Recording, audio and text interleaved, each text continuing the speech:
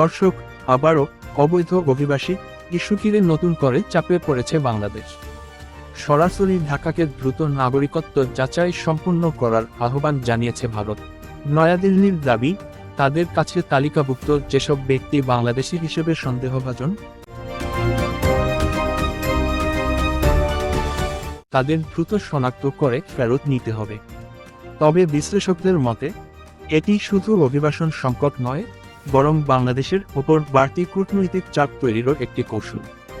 বৃহস্পতিবার ভারতের পররাষ্ট্র মন্ত্রণালয়ের মুখপাত্র রণধীর জয়সওয়াল এক ব্রিফিংয়ে জানান, বর্তমানে প্রায় 2862 জনের নাগরিকত্ব যাচাইয়ের প্রক্রিয়া ঝুলে আছে। এর মধ্যে অনেক মামলাই 5 বছরের বেশি সময় ধরে অমীমাংসিত। তিনি বলেন, ভারতে অবৈধভাবে অবস্থানরত বিদেশিদের নিজ দেশে ফেরত পাঠানো ভারতের নীতি। এজন্য সংশ্লিষ্ট দেশগুলোর সহযোগিতা প্রয়োজন। ভারতের অভিযোগ, বহু ব্যক্তি বাংলাদেশি পরিচয়ে ভারতে প্রবেশ করলেও পরে তাদের পরিচয় যাচাইয়ের দীর্ঘসূত্রতা দেখা যাচ্ছে। আর এই বিলম্বের কারণেই ফেরত পাঠানোর প্রক্রিয়া আটকে আছে বলে দাবি করছে দিল্লি। তবে বাংলাদেশ এখন পর্যন্ত আনুষ্ঠানিকভাবে বিষয়ে বিস্তারিত কোনো প্রতিক্রিয়া জানায়নি।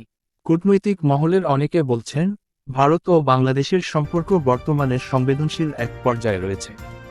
সীমান্ত পরিস্থিতি, বাণিজ্য, পানি বণ্টন এবং আঞ্চলিক রাজনীতির নানা ইস্যুর মধ্যেই এবার নতুন করে সামনে এলো অবৈধ অভিবাসী প্রশ্ন। বিশ্লেষকদের মতে, ভারতে আসন্ন রাজনৈতিক পরিস্থিতি এবং অভ্যন্তরীণ রাজনীতিতেও এই ইস্যুটি গুরুত্বপূর্ণ হয়ে উঠছে। বিশেষ করে সীমান্তবর্তী রাজ্যগুলোতে অবৈধ অনুপ্রবেশ নিয়ে দীর্ঘদিন ধরেই রাজনৈতিক বিতর্ক রয়েছে।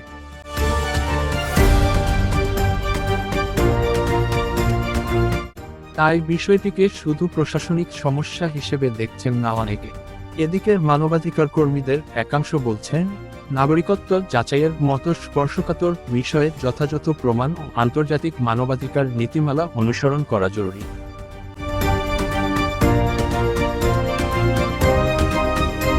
ভুল শনাক্তকরণ বা জোরপূর্বক ফেরত পাঠানোর অভিযোগ উঠলে তা দুই দেশের সম্পর্কের ওপর নেতিবাচক প্রভাব ফেলতে পারে।